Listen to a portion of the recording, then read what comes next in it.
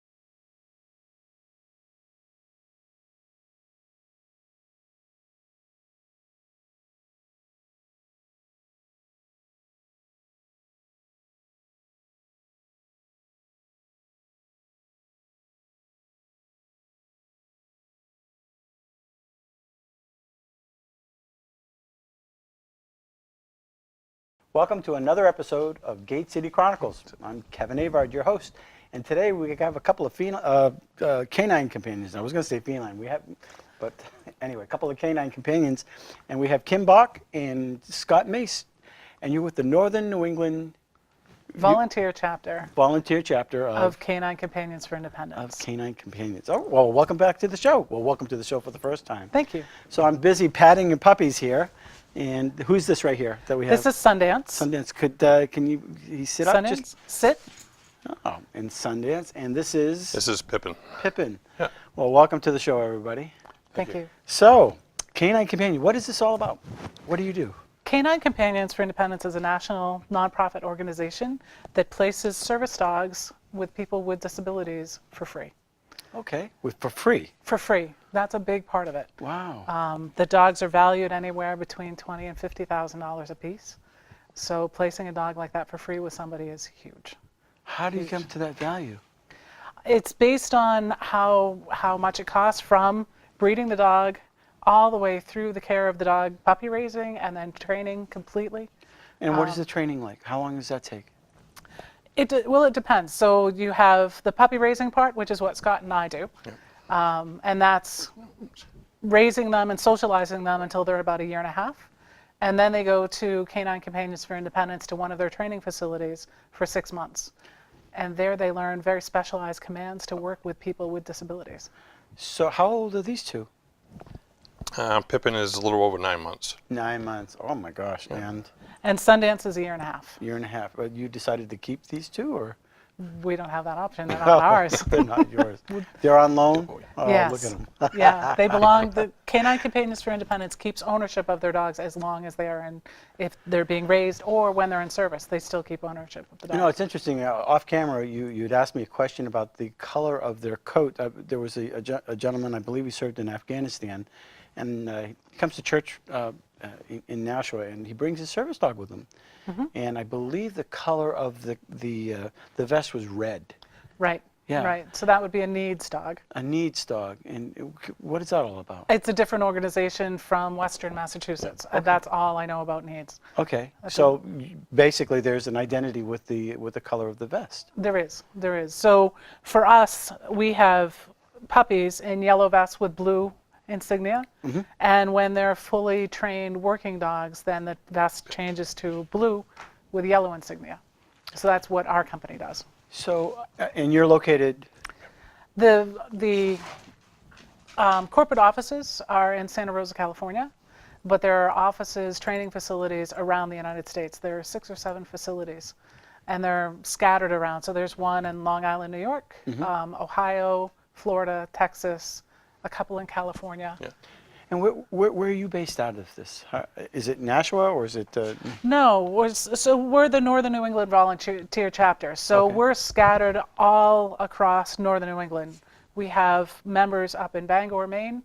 We have members in Colchester, Vermont, everywhere in between. Right. And now you're the president. I'm the president of this group. And how did you become president? I was volunteered. That's funny. Yeah. Yeah. And you said yes. And I said yes. I said, yeah, I'll lead it for a while. So how long Stop. have you been president? A little over a year. Yeah. Yeah. So what do you have to do as president? What is your?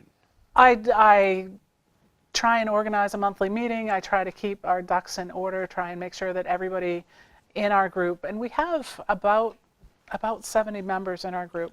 Now, they're not all active, but I try to keep everybody informed about what's going on, where are we doing informational things, where do we need help, is there something that somebody else needs help with that we can help out at puppy sitting, different things like that. I try to keep everything organized, basically. And Scott, so you're the puppy raiser. Yes. How do you not get attached to these dogs? I'm not going to lie to you, we do. Yeah. And what is your role as a puppy raiser? My role is to basically raise a well-adjusted puppy. We have actually a training manual that comes with our dogs that has roughly 30 commands. So we teach our dog anything like basic sits to recalls, to teach them to do number 1, number 2 on command, different surfaces, because if you're in some place like a city environment, you may not have a nice grassy area to go to, so they have to get to learn how to go on the tire and stuff like that as well. Right. So other than that, it's not a requirement to get through all 30 commands, but it's just more or less to get them acclimated to be out going out to public environments, behave when they go into like restaurant type atmospheres and stuff like that. Yeah. Do you ever have problems going into restaurants? Do people? Most people are pretty good. They know a lot about Canine Companions for Independence, and thanks to a lot of kids and Animal Planet and stuff like that, word gets around. So a lot of businesses that we go to, they know pretty much what we're doing and why we're doing it. And have an organization on the side of the Cape, they recognize a lot of times the organization itself too. So how many puppies do you raise at a time? I do only one at a time. After they get 6 months of age, you can do what they call an overlap dog, which means you can raise another dog. And I guess the idea behind that is when the other dog turns in, you can transition to, still having a puppy or another dog with you. Yeah. But I find it easier to put all my attention on one dog versus 2 dogs at a time. Sure. Yeah. And I could see how you could get really used to that. But you take him home with you, and that's okay at home. You have Oh yeah, facility for yeah. that? He lives at home 24 hours a day with me. Yep. And how did you get involved with this? I was at a training facility in York, Maine, and I always wanted to do something with dogs since I was a little kid. Yeah. In fact, I wanted to be a veterinarian since I was a little kid, and this is about as close as I get now. I kind of ran across it by accident. There was a trainer there, and I get to know him. And I told him what I wanted to do with dogs and stuff, and he told me that he knew a couple ladies that were doing a program I may be interested in. So a couple dogs came in and had yellow capes, and I went home with a lady named Kathy Monsager, and she basically showed me a video about canine companions. She had a handicapped son herself, and he was a quadriplegic, and I figured giving something back would be nice to do, so that's what got me involved with the organization. So Kim, when you have a dog that has been fully trained, now they're going to be sent off to somebody. And Right. and what is the requirement? Who are the people that you're giving these $20,000 to $50,000 dogs, and how do they get in contact with you? And tell me how it works. Sure. So if you think that you might have the need for a service dog, and for Canine Companions for Independence, they place service dogs with people with serious hearing loss, with PTSD, or with physical disabilities, then you go on their website, which is cci.org, and you fill out an application and you start the process. CCI.org. Okay. Right. And that all goes through Santa Rosa, California. We don't, as puppy raisers, we don't have anything to do with that, except for to give people information. To, if you think that a service dog would be of help to you, then go apply. Go try it. See what you learn in the process. And what are the types of questions that they ask you? I haven't been through that process. Oh. So I can only tell you what I hear. Okay. But I know that it's a 2-year process, application process. So there's a lot of interviews. You have to go for a personal interview on site if you make it through a certain point in the interview process. They want to know information from your doctors. They want to know information about your home, that you have the ability to take care of a dog. Sure. Yeah, the dog's welfare is obviously important. The dog's welfare is very important. Yeah. Beyond that, I don't know a lot about what qualifies somebody, which is probably great from our point of view, because when we're out in public, we never exclude somebody who might be eligible. Right. Right? Because we're not making that judgment call. We don't really know. Someone else makes that judgment call. Yeah, we've come a long way. I mean, you know, it was probably the very, very first time I ever seen a dog in church. You know, My and dogs go to church with me every week. I didn't even question it. You Yeah, know, that's wonderful. It's just it's part of our culture now, which Yeah. is it's wonderful. You know, as long as the dog is obviously well behaved and people respect the fact that it's Don't. a trained dog. You know, Don't. ask permission Good. before you pet if Right. things of that nature. I have a funny church story. So my dogs, this is my 4th puppy to raise, and we take them to church on a regular basis, and it's a good environment for them, knowing that someone else may also want to go to church that needs the service dog.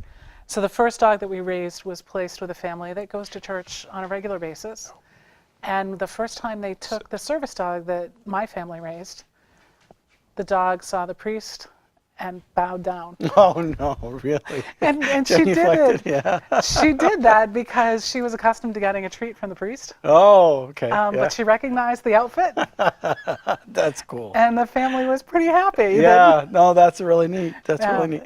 So taking them everywhere you go is really important, because someone else wants to be out in public where you are, doing the same sort of things you want to do. Right. Whether that's going to church, going to McDonald's, wherever that happens to be. Yeah, and like I said, it's definitely a part of our culture now. So people are becoming more and more accepting of it. When you hand off a dog, what is the process for you? So we have the dog for 1.5 years, from 8 weeks old until they're 1.5 years. And then we have to get prepared for a matriculation ceremony. Matriculation ceremony. And they ask us to send a few photographs and of the dog through his lifetime. And we drive down to New York, to Medford, Long Island, New York, and go to a big ceremony. Half the room is turning in puppies. So A lot of dry eyes in there, or a lot of tears going on? no dry eyes. Everybody brings a crate of tissues. Yeah. And they run backgrounds of all of the dogs' pictures up there. Oh man, I can't even think. I can't imagine. You walk your dog across the stage when your name is called. They give you a certificate to congratulate you for raising this puppy this far. And then at the end of the day, you turn the dog, you give them the leash, and Ugh. you turn away. And And you volunteer for this. Ugh. so that's the first half of the ceremony. The second half of the ceremony is graduation, which, if we're fortunate and the dog makes it through the program, in 6 months we get a call to come back. When we go back for graduation, we sit down and have brunch with the family that's receiving the dog as a service dog. So we get to know them, exchange photographs, exchange information a little bit. They give us our dog back for 2 hours. And then so we can leave campus and we can do whatever we want to for a couple hours. It's a happy goodbye. It's a wonderful goodbye. Then we go back for the graduation ceremony. So matriculation has happened, graduation is starting. And when the recipient's name is called, they go to the stage from the right. We come across from the left and we walk the dog and give them the leash. We get a little ways across the stage and the dog has been happy to be with us because we raise them. Yeah. But they've been living with that recipient for 2 weeks. And these labs So it's a and new pack where you Goldens, just getting they used to it. transfer pretty easily, pretty happily. That's So nice. when you're halfway across the stage, they see the recipient and they get excited. Oh. And it feels amazing. Pippin, no. Absolutely amazing. You know, I think one of the worst things of owning a dog is saying goodbye forever. And Well, it's not forever though. Well, I mean, but I can see what you're doing, and I mean, I had to say goodbye to my moose, and that was It's hard. totally different. It's completely different. That's obviously. totally different. So I am going to ask about the follow-up, though. So do you every 6 months follow up, or how does that work?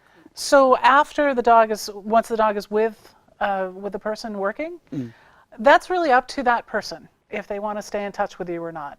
I've been fortunate, and the family does want to stay in touch with us. Oh, okay. And Facebook is amazing. So I see pictures all the time on Facebook of what's happening with the dog, what's happening with the girl that he's placed with.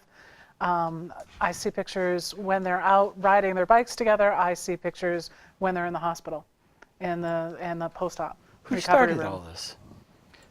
Who started this? There's a lady named, if you was to Google it, it was Bonnie Bergen. And her and her husband were, from what I remember, was school teachers, and they used to go overseas a lot, travel around the world. And they found out that by having animals to bring stuff to market, to help them, people that are disabled, to help make a living, they came up with the idea, why can't we do that in the U.S.? So I think the original dog, the first service dog, I think it was Abdul, if I remember right. But you have to, don't hold me to it. Yeah. So you'd have to look at that. Now it's not just labs, is it? Labs and Goldens, and they cross the two. Oh, really? It Not gives- shepherds or. We don't use shepherds. I think originally they tried to use rescue dogs. So the company started in 1975. And they tried to use rescue dogs, but the success rate for placement was only about 10%. So they have the temperament for this above. Right. Now their success rate is about 50%. About 50% pass and get placed, which is a pretty high percentage. What do you do with the other 50%? We have first option to adopt, Oh, okay. and I've done that once. And then there's a 5-year waiting list to adopt one of these dogs. Really? Yeah, So they're in high demand. they're in high demand. Yeah. So they go through quite the process, and And they're exceptionally well-trained, well-behaved dogs. You know, you don't do labradoodles, do you? we don't. I bring up my Lexi. I love her to death. She's about half the size of them, and she doesn't shed. But Senator Bertzel would say she's a designer dog because she's a Labrador. I have to have a lab because I love them. You know. They're And beautiful dogs. They're So- beautiful dogs. So So- Sundance is a purebred lab, but Pippin is not. He's a a mix. He's a cross. Really, you couldn't tell. I couldn't tell. So if somebody wants to, go through the process, is there a fee at all for the process? Or I know the dog's free. The But dog, no, I'm not aware of any fees at all. I know friends of ours in New Boston, they were excited to let us know when they went down. The girl who received the dog, she has a lot of dietary needs. And so mom packed the car with special food, had already told Canine Companions for Independence that there were dietary needs because that was on the paperwork. And when we saw her at the end at graduation, she was excited to tell us that the only thing she spent in that entire 2 weeks was half a tank of gas when they had a day off in their training. She didn't use a bit of the food they brought. Everything was donated and given to them. The dog is given to them. They have to provide food for the dog later. do they require a particular type of food? They do for the puppies. Okay. We use Eukanuba. Okay. And Eukanuba is a huge Sure. sponsor. There's a lot of huge sponsors behind Canine Companions for Independence. It's okay to drop a name, you know, Yeah. because I appreciate them doing this. You know? Well, the Charles Schultz Foundation is a huge sponsor. Jack Hanna sits on the board of directors. Delta Airlines, Southwest Airlines. There are several colleges that do research with them for genetics. Wow. It's amazing what's behind this corporation. So it's being a nonprofit. There are a lot of people that are helping out with this. Yes. Do you have a certain amount of people that are either military, or is it across the board? It's a good mix. Yeah, it is across the board. We do have wounded warrior programs. We just started a line of PTSD dogs. And those are being placed right now. They did an extensive study with the VA to determine whether a PTSD dog is really effective in helping someone. And they've, I think, completed that study, or come close to completing it, and got enough results out of it to show that there's a significant difference in somebody's life from having the dog with them, so that they're now officially placing those dogs. We just helped somebody here in Nashua, and one of the carpenters, he got shot up so many times they said, "You're done." And he had a PTSD dog. It is amazing. And he's walking all over the construction site, and I played ball with him a few times. It was just this summer. That's interesting. I just totally forgot all about that. Those dogs it's neat. They're trained to wake someone up from nightmares. Yeah. They're trained to, a dog just wants to nudge your hand to get your attention. They use that behavior and they encourage that behavior. If someone with PTSD is having a day where they're turning inward and they're feeling high anxiety, the dog will come and tap and tap and tap, trying to get them to focus on the dog, bring them back to the present. Really? Yeah. If they're in line, somebody with PTSD might find their personal bubble is infringed upon easily. And the dog is trained to just quietly expand the space around the person. You wouldn't notice it standing behind them, but the dog is increasing their personal bubble space. Yeah. So really small, quiet things. Scott, you're a volunteer. Mm-hmm. Are you folks needing more volunteers? Yes, absolutely. Always. Without the volunteers, we wouldn't have dogs out there for people that need the dogs. So right now, there's about, like Kim was saying, there's about a 2-year wait. So the more volunteer puppy raisers we have, the more dogs we can get trained, and they turn in, like she was saying, after a year and a half. So in theory, you get more dogs down to campus, they get trained, and more dogs go out into the system to help out people with disabilities. So how many volunteers are you looking for? We'll take anybody who wants to apply. So you can't apply to us in our chapter. You can join our chapter and help us out when we do informational things. Mm-hmm. But if you want to raise a puppy, then you have to apply through the cci.org website. Right. Everything goes through them. And that service helps other people, obviously. So Right. So are you down?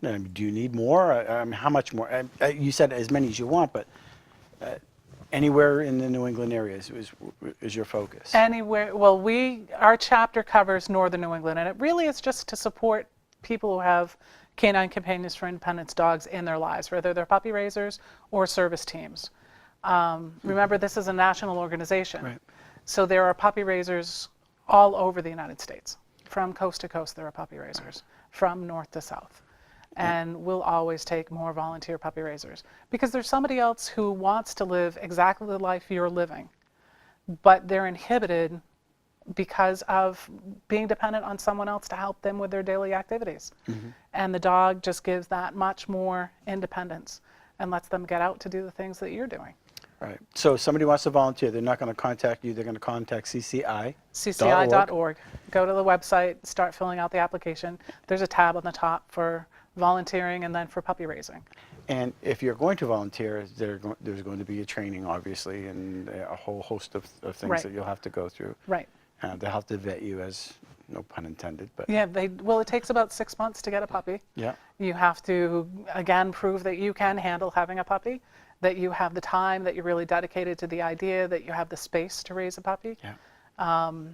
And once they get through that process, then you're called down to, for us, we go to Long Island to pick up that first puppy, and they show us the facility. They give us their training philosophy, show us how to start our commands, and then give you books and give you access to videos. And that gets you started, gets you hooked. And then it's like potato chips. You just keep going and going and going. What's your greatest story? What's your fondest story? There's so many stories. There are so many stories. How many have you done? This is my 4th dog to raise, but ask Scott how many. I was going to. Yeah, How many? I'm new with this. Pippin is my 9th. 9. Yeah. Yeah. I've been with Canine Companions almost 20 years now. And I'd volunteered for about 5 years before I raised just to make sure that Canine Companions was what everybody said it was. Yeah. As far as being free of charge, because I don't want to go out there, tell people it's free of charge when I find out later on it's not. Right. So There's no hook. I spent 5 Yeah, years there's making no- sure there's no other shoe that's going to drop. And I spent that time talking to people to get their dogs. And that's what really hooked me as far as raising a dog. Yeah. It's super emotional. I mean, when you see somebody, a total stranger that comes up and just hugs you and they're crying, you're crying, Yeah. and they're thanking you for being a puppy raiser, there's nothing like it. Yeah. Do you have a fond story? I mean, do you have? Oh yeah, I do. I mean, I had a little boy down in Virginia, and he was like autistic. He wouldn't go into even his own bedroom by himself. He'd have to have his parents come with him. And they came back and visited us up in Kittery, Maine, and we went to out to eat at a restaurant, and they were literally almost crying, saying that years ago they wouldn't be able to do that. And thanks to having Noble, the dog that I raised, absolutely changed not only his life but the life of the parents. Wow. Yeah. So that's pretty amazing. And it's nice to hear that. It really is, and we really applaud you for everything that you're doing. I don't know if I'd have the heart to say goodbye and as much as you. Number one Yeah. question. When our first puppy graduated, the girl who received her, it's the same exact age as my daughter, my daughter raised the dog. It was her project. And so they take photographs before you go to the graduation ceremony. So they took one of my daughter and the dog Ray and Johanna, the girl who received the dog. And Johanna looked at my daughter and said, "Now we're sharing Ray." And they've held true to that ever since. We got to have Ray living in our household for a year and a half, and they get to have Ray for the rest of the time in their household. But when we go visit, they hand us the leash, and Johanna will say, "I'm not going to use her for 2 hours. She's yours now." She really understands what it means to us, what Ray means to us. And what the most important thing is that Ray is helping Johanna. Yeah. That's the most important thing. So once again, we got a couple minutes left. The contact is, CCI.org, and it stands for, Canine Companions for Independence. okay. Yeah. And contact them directly if you want to be a volunteer, or if you want to have a Or dog. if you want to apply for a dog. Or if you want to donate money. That's the third way you can help them. Oh, okay. We didn't know Money's about that. always wonderful, right? Right. That's how we keep our dogs free. Yeah, Right. It's That helps. 100% donations. 100%. Donations. And there are organizations like Eukanuba that, or is it Eukanuba? Yeah. Eukanuba. Yeah. Yeah. And Delta, Yes. and a few others. Yeah, there's a lot of them. Yep. Okay. Well, you've been so good. You have been so good. I want to get your face. Thank you very much for coming on the show. Well, Thanks thank for you having very us. much. Yeah, and hopefully, if you want a dog that, if you know somebody that may need this, or if you need the And it's service, contact them, and maybe they can help you out. And if you want to volunteer, obviously, that'd be a wonderful project for you to do. You know how to contact them through that number. Until next week, thanks for watching Gate City Chronicles. We'll see you.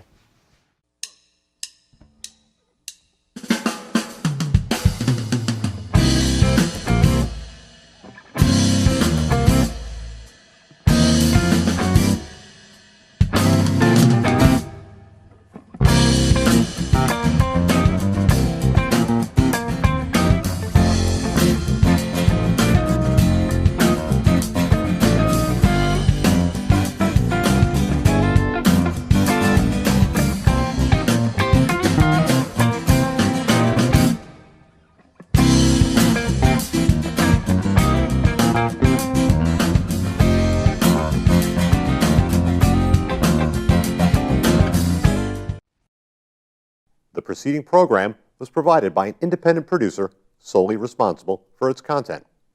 The opinions expressed do not necessarily represent the views of this station, its staff, board of directors, or underwriters.